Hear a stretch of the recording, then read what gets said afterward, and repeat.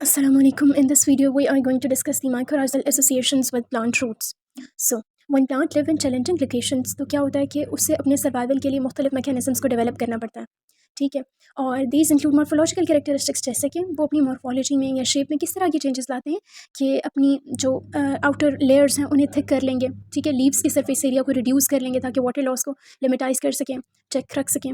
Then slowing the plants growth rate, ठीक है। और developing a tolerance for high salts and low levels of nutrients, यानी अपनी environment में चेंजेस के अकॉर्डिंग अपने आप को अडॉप्ट कर लेंगे ताकि वो वहाँ सर्वाइव कर सकें। तो ये जो सिम्बियोटिक रिलेशनशिप्स होते हैं, जिन्हें आगे हम देखेंगे माइकोराइजे का नाम देते हैं, जब वो फंगाई के साथ प्लांट रूट्स का एसोसिएशन बिल्डअप हो जाए, तो ये भी उन्हीं चैलेंजेस में सर्वाइवल की एक एडॉप्टेशन ही है। अच्छा, इसमें क्या होता है कि प्लांट रूट्स जो हैं वो किन के साथ एसोसिएशन बनाती हैं? सॉइल बॉर्न ऑर्गेनिजम्स के साथ। इन जनरल सिम्बियोसिस में वो बैक्टीरिया के साथ भी बना सकती हैं और फंगाई के साथ भी, लेकिन अगर स्पेसिफिकली रूट्स की एसोसिएशन फंगाई के साथ बने तो उसे हम माइकोराइजे कहते हैं। और ये हमारे पास 90% लैंड प्लांट्स हैं ये एसोसिएशन बनाते हैं। और ना ना सिर्फ अभी से ये बनना शुरू हुई है, बल्कि 400 मिलियन ईयर्स अगो जो हमारे पास अर्ली लैंड प्लांट्स हैं उनके जो हमें फॉसिल रिकॉर्ड मिलता है, तो उसमें भी इस एसोसिएशन के होने का पता चलता है। अच्छा, प्लांट रूट्स जो हैं वो क्या प्रोवाइड करती हैं? प्लांट को स्ट्रेंथ देती हैं, उसे एंकरेज, ठीक है, मजबूती से गाड़े रखती हैं ज़मीन में। और जब हमारे पास वो फर्दर एसोसिएशन बना लेती हैं फंगाई के साथ, तो फंगाई उसे मज़ीद इसी स्ट्रेंथनिंग में हेल्प आउट करता है। क्यों? क्योंकि फंगाई जो है थ्रेड लाइक हाइफी फॉर्म करते हैं जो फर्दर पेनिट्रेट करने की एबिलिटी रखते हैं सॉइल में।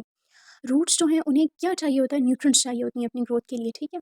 और वो न्यूट्रिएंट्स को सॉइल से एक्वायर करते हैं और इसी फंक्शन को फैसिलिटेट करता है फंगाई, यानी फंगाई उसकी इस पर्पस को अचीव करने में मदद करता है। और इसके रिटर्न में फंगल हाइफी को क्या मिलता है रूट सिस्टम ऑफ प्लांट से, कि वो उसे ना शेल्टर और इसके साथ साथ फिक्स्ड कार्बन प्रोवाइड करती है, ठीक है, शुगर्स प्रोवाइड करती है इन रिटर्न। ये जो है मिनरल्स और न्यूट्रिएंट्स की एब्जॉर्प्शन में हेल्प कर रहा है, ठीक है, वो सॉइल से ला कर रूट्स को दे रहा है और रूट्स से फर्दर प्लांट्स में जा रहे हैं। और प्लांट्स जो हैं उन्हीं न्यूट्रिएंट्स से जो फिक्स्ड कार्बोहाइड्रेट्स वगैरह बन रहे हैं, ठीक है, फूड बन रहा है, वो फंगाई को दे रहे हैं।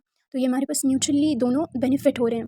अब प्लांट जो कि ये एसोसिएशन फॉर्म करता है उससे फिर हम होस्ट कहते हैं। अब डेजर्टस एरिया में तो आप समझ सकते हैं कि न्यूट्रिएंट्स जो हैं वो बहुत ही डीप सॉइल में होते हैं, तो उनको एक्वायर करने के लिए फंगल एसोसिएशन बहुत ज़रूरी होती है। Then comes the general two types of mycorrhizae. तो एक होते हैं एक्टोमाइकोराइजे और एक होते हैं एंडोमाइकोराइजे। ये दो मेजर फॉर्म्स हैं। हम जनरल इंट्रो ले लेते हैं। एक्टोमाइकोराइजे में हमारे पास क्या होता है कि हमारे पास फंगल की जो हाइफी हैं वो रूट्स के सेल्स के अराउंड जो है ना वो एक शीथ फॉर्म करती हैं, ठीक है, लूज शीथ फॉर्म करती हैं, फ्लेक्सिबल इन नेचर। और ये हमारे पास जो इंटरफेस होता है रूट्स और फंगस का आपस में, और ऑपोजिट जो रीजन होता है फंगाई का वो डीप पेनिट्रेट करता है सॉइल में।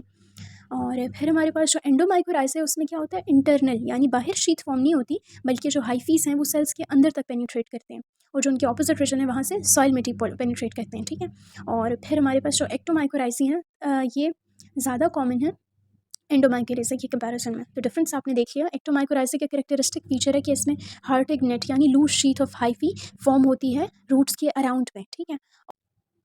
अब हम देख लेते हैं कि माइकोराइज़र जो एसोसिएशन है इसके फंक्शंस क्या होते हैं, ये क्या फैसिलिटेट करती है, किस तरह से मुख्तलिफ जो है ना रोल प्ले करती हैं प्लांट्स के लिए बेनिफिशियल रोल। तो first one is nutrients and water, यानी माइकोराइज़र जो है एरियाज़ में ना सॉइल के जो कि डेफिशिएंट होते हैं वाटर और न्यूट्रिएंट्स में, ठीक है, जैसे कि डेजर्ट्स वगैरह हमने पहले भी डिस्कस किया, तो उसको एक्वायर करने के लिए जहाँ पे प्लांट की रीच नहीं होती इतना डीप वो पेनिट्रेट कर सकें रूट, तो हमारे पास क्या होता है रूट सिस्टम को ना इन्हांस करने के लिए, प्लांट की जो है अप्रोच न्यूट्रिएंट्स और मॉइस्चर तक करने के लिए, ये जो एडिशनल ग्रोथ होती है फंगस की, तो वो हमारे पास बेसिकली फिर क्या होता है एक्वायरमेंट में हेल्प करती है और फिर वो न्यूट्रिएंट्स प्लांट में जाके असिमिलेट होके तो फर्दर जो है उसके लिए बेनिफिशियल साबित होते हैं प्लांट्स के लिए, उनकी रिक्वायरमेंट्स को, न्यूट्रिएंट रिक्वायरमेंट्स को फुलफ़िल करते हैं।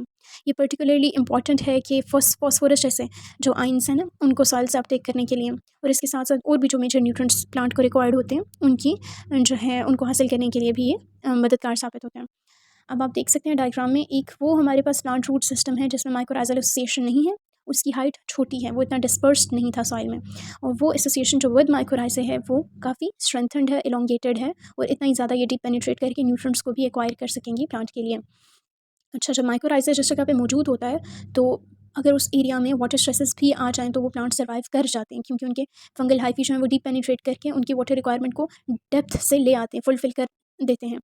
और इसके साथ साथ हमारे पास क्या होता है कि वो स्टोर भी करते हैं। दूसरा इंपॉर्टेंट रोल क्या है? रेनफॉल का जो वाटर है उसे ये स्टोर भी करते हैं। तो जब टेम्परेचर्स हाई होते हैं, समर कंडीशंस होती हैं, तो जो हमारे पास वाटर स्कैर्सिटी है उसे फिर प्लांट्स फेस कर पाते हैं, क्योंकि फंगल हाइफी में वाटर स्टोर भी होता है। और इसी तरह जब हमारे पास ऑर्गेनिक मैटर डाला जाता है सॉइल में इम्प्रूवमेंट के लिए, तो माइकोराइज़ा जो है ना वो न्यूट्रिएंट्स को प्लांट के लिए अवेलेबल रखते हैं, ठीक है। और जो हमारे पास रेजिडुअल ऑर्गेनिक मैटर होता है और उसको क्या करते हैं, हाइफी इम्प्रूव करते हैं उसकी मदद से सॉइल के स्ट्रक्चर को। और इसके साथ साथ क्या देखने को मिला है कि फंगस में एबिलिटी होती है कि वो इवन रॉक को भी ब्रेक कर सकते हैं। तो रॉक्स में भी हमारे पास important nutrients like potassium, calcium, zinc, magnesium, both macro और माइक्रो टाइप के न्यूट्रिएंट्स मौजूद होते हैं। तो इस तरह से भी वो फर्दर प्लांट्स के लिए अवेलेबल हो जाते हैं, जो कि पहले नहीं थे, क्योंकि प्लांट की रूट्स जो हैं वो रॉक को ब्रेक नहीं करती, फंगल हाइफी रॉक को ब्रेक करते हैं। देन कम्स क्रेविसेस फॉर्म करके और फिर further then comes disease resistance. तो माइक्रोराइज़ा किस तरह प्लांट्स को डिजीज़ रेजिस्टेंस देता है कि ये जो दूसरे हमारे पास एक तो जिसके साथ एसोसिएशन होगी ना, वो हेल्प करेगा प्लांट को कि जो बाकी फंगाई हैं जो कि एसोसिएशन वाले नहीं हैं, मतलब डिजीज़ कॉज कर सकते हैं या बैक्टीरिया हैं, तो उनसे प्लांट की प्रोटेक्शन करता है और उसको फिर इस तरह से हेल्दियर रखता है, बेटर रेजिस्टेंस प्रोवाइड करता है इन्वेडर्स से, ठीक है, जो कि उसको अफेक्ट कर सकते हैं अदर। यानी अगर एक फंगस की वहाँ पे मौजूदगी ज़्यादा तो वो बाकियों को ग्रो नहीं होने देगा। And the possibility is that either the plant और द फंगस वो इससे जो है कंपाउंड्स या केमिकल्स प्रोड्यूस करते हैं जो कि पैथोजेंस को के अटैक को प्रिवेंट करते हैं। इसी तरह फिर हमारे पास साइकिल ऑफ बेनिफिट की बात करें तो डेजर्ट प्लांट्स जो हैं वो इंटरैक्ट करते हैं ऑर्गेनिजम्स के साथ जो कि सॉइल में मौजूद है। और बहुत से ऑर्गेनिजम्स जो है ना जो कि माइक्रो इन नेचर होते हैं, वो प्लांट्स के लिए एज अ फर्टिलाइज़र एक्ट करते हैं। कैसे कि वो उन्हें नाइट्रोजन फिक्स करके देते हैं, नाइट्रोजन एटमॉस्फेरिक नाइट्रोजन को अवेलेबल फॉर्म में कन्वर्ट करते हैं। तो इस तरह से फिर फर्दर प्लांट की ग्रोथ फैसिलिटेट होती है। और जब माइक्रोराइजा प्लांट के साथ मौजूद हो तो फिर क्या होता है, number and vitality nitrogen fixers की जो है ना वो बढ़ जाती है, ठीक है। फंगस भी इस रोल को फर्दर फैसिलिटेट करता है नाइट्रोजन फिक्सेशन के। और इस तरह से फिर जो हमारे पास नाइट्रोजन फिक्सिंग बैक्टीरिया और ये मिल के जो है ना प्लांट्स के लिए नाइट्रोजन को अवेलेबल फॉर्म में कन्वर्ट करते हैं। इसकी वजह से प्लांट की हेल्थ अच्छी रहती है और फर्दर ग्रोथ भी होती है। और फिर हमारे पास क्या आ जाता है, will any fungus form mycorrhiza. तो मैनी फंगाई जो हैं वो एसोसिएशन बना लेते हैं प्लांट्स के साथ, और मैनी प्लांट्स भी जो हैं इस माइक्रोराइजा एसोसिएशन में स्टेबल रहते हैं। और प्लांट एंड फंगस का ये स्पेसिफिक रिलेशनशिप होता है।